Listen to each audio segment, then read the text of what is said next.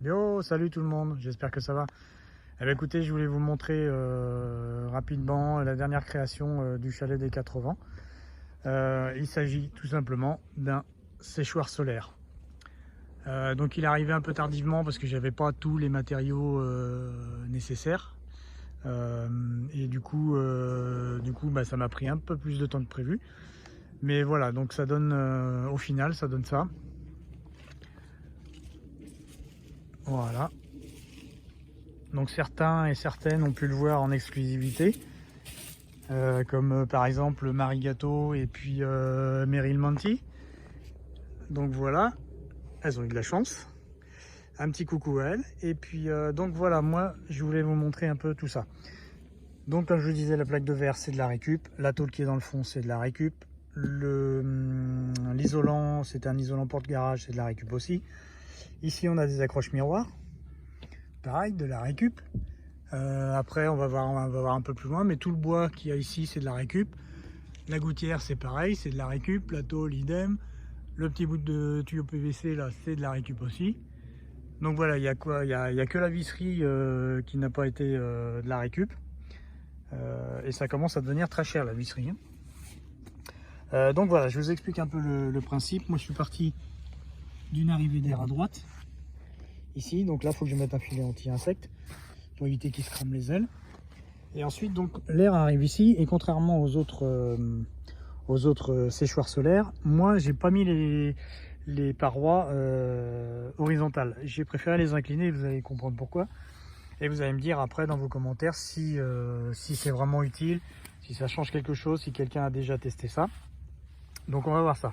En fait l'air arrive ici et il va être stocké ici. En fait il va arriver, voilà, il va arriver dans la partie haute. Donc il va rester coincé ici et ça va lui permettre de chauffer. Quand il va chauffer, l'air froid va se dilater, il va gonfler, il va gonfler, il va gonfler et il va passer par là.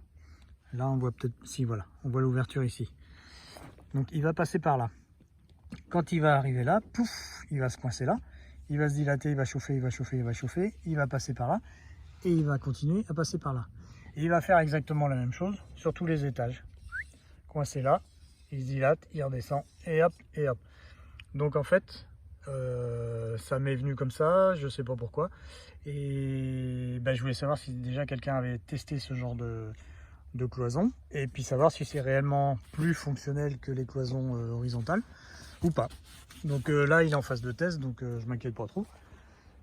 On verra ce que ça donne. En tout cas il chauffe bien, donc c'est déjà pas mal. Pardon. Et ensuite donc il arrive en phase finale, il arrive ici, il passe par là et il va ressortir ici. Ici on va faire le tour. On a deux gaines électriques, pareil, de la récup de mon ancien chantier en Vendée. Et là de la chambre à air, il y a juste à tirer et remettre et le joint est fait. Voilà, donc à voir s'il est bien étanche, ce qui n'est pas garanti, donc il faut que je regarde ça. Ensuite, donc vous avez les deux gaines qui grimpent directement sous le caisson. Donc là, vous avez un plastique en fait transparent qui fait entièrement le tour, en une seule pièce, qui fait entièrement le tour du séchoir pour éviter que les insectes, que les fourmis notamment, puissent passer. Donc il fait d'une seule pièce, il fait le tour du séchoir, le haut et le bas. Donc comme ça, il y a peu de chances que ça rentre dedans. On verra bien. Donc j'en étais où? Donc là, les deux gaines arrivent au plancher du caisson. Et on va le retrouver, on va les retrouver ici. Voilà. Vous voyez la goupille faite maison. Avec un clou. Et puis ça, c'était une attache, une vieille attache de remorque que j'ai pu récupérer. Donc, on va enlever ça pour le moment. On verra ça après. Et en fait, donc les tuyaux, les conduits que vous voyez là, et ben on les retrouve ici. Donc la chaleur arrive, l'air chaud arrive par ici. Au départ, j'avais mis des petits filtres anti-insectes, mais en fait, ça bloque la chaleur. Donc, c'est vrai que quand vous mettez des moustiquaires aux fenêtres, et ben l'air est bloqué. Donc là, en fait, la chaleur ne rentrait pas, donc du coup, je les ai fait sauter. Et on va tester comme ça, en espérant que le soleil veuille bien se montrer. Ensuite, pour les clayettes, c'est pareil. Donc, c'est que de la récup. Les clayettes, ça, c'est des morceaux de palette. Le grillage, C'est le grillage que j'ai pu utiliser dans les bacs que vous voyez là, anti-rongeur.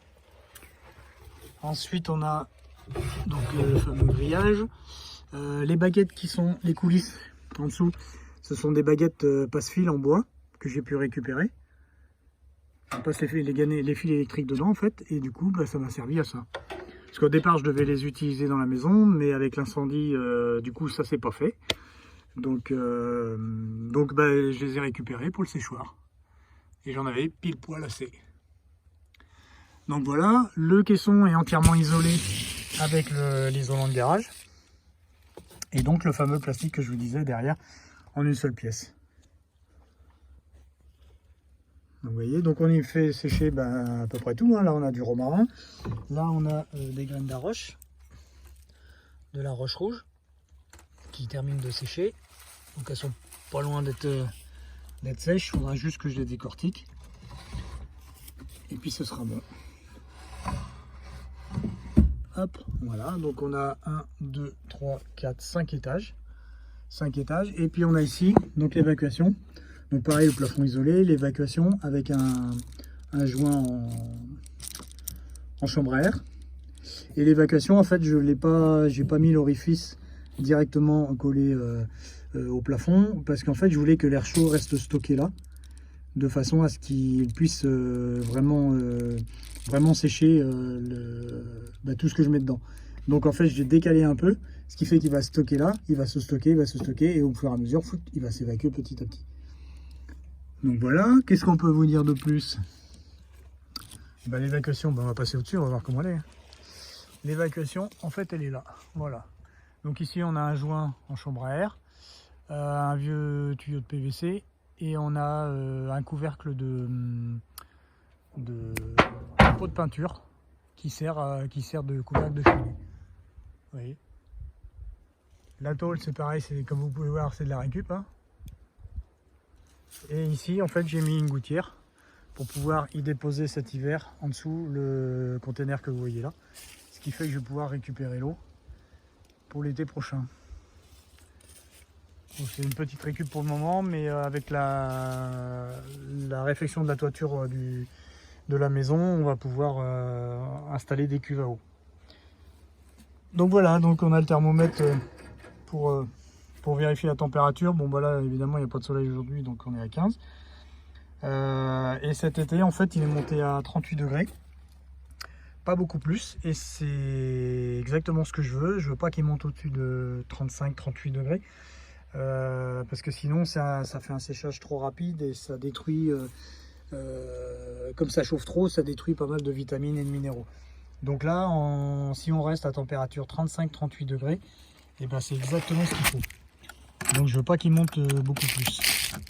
Donc est-ce que c'est parce qu'il n'est pas très exposé au soleil? Malheureusement, comme je suis en forêt, j'ai pas beaucoup de soleil. Donc en été, le soleil, voilà, il apparaît là et il disparaît au niveau du sapin là.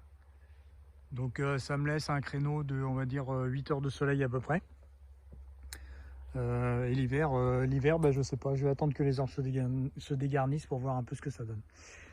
Donc voilà, écoutez, laissez-moi vos commentaires, toujours dans la bienveillance. Et surtout au niveau de la plaque de chauffe, voir si ça a déjà été testé, et puis si c'est fonctionnel. Si c'est mieux que des parois horizontales, à vous de me dire. Voilà, allez, je vous souhaite une belle soirée. Ciao, ciao.